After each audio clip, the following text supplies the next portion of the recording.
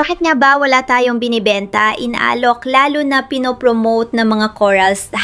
Dahil kasi yan dito. Newbie, baguhan o first-timer ka ba sa mundo ng pag-aalaga ng mga saltwater fishes? Well, ito ang unang-una mong dapat tandaan.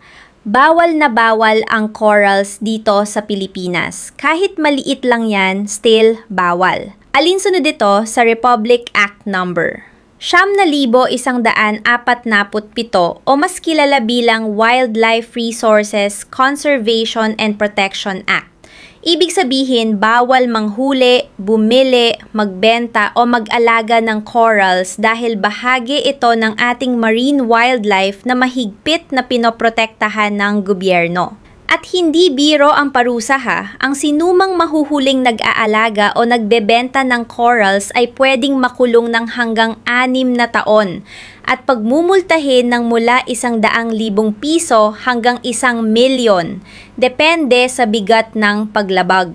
Bukod sa corals, bawal din ang seahorse, giant clam or taklobo at ilang uri ng seashells dahil considered silang endangered species. Kaya kung may makita kang nagbebenta ng corals online o sa pet shop, paalalahanan mo sila. Baka hindi nila alam ang kanilang ginagawa. At kung nagbabalak kang bumili, huwag mo nang ituloy. Hindi lang ito tungkol sa hobby, kundi sa kalikasan at kaligtasan mo rin. Dito sa Aqualife Gift Sets PH, wala kaming ipinagbabawal na corals. Lahat ng alaga namin ay legal, healthy at responsibly sourced. Marami na kasing baguhan na yon sa saltwater hobby na basta na lang nagbebenta, walang sapat na kaalaman sa industriyang pinapasok nila.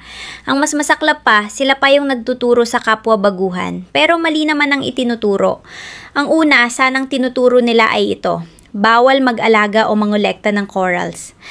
Pero sa halip, nang anggunsinti pa sila, basta may mabenta, kebs na sa batas. Kaya kung may makita kang nagbebenta ng corals, paalalahanan mo sila.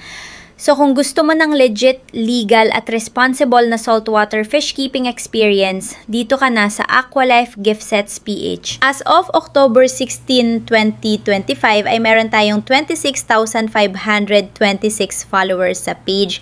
Kami po ay legit and trusted na aquatic gift shop. Kung gusto mo ma-inspire at matuto sa fish keeping journey mo, follow mo lang ang page na ito and join our growing ocean fam dito sa saltwater fish keeping for beginners. Let's make every tank tell a story.